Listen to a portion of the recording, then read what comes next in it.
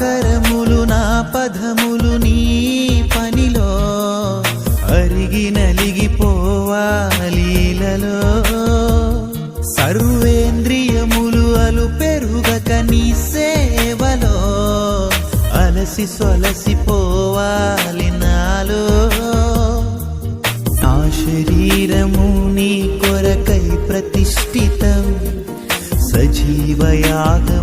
నీకు సమర్పితం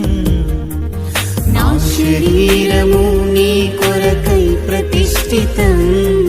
సజీవయాగముగా నీకు సమర్పితం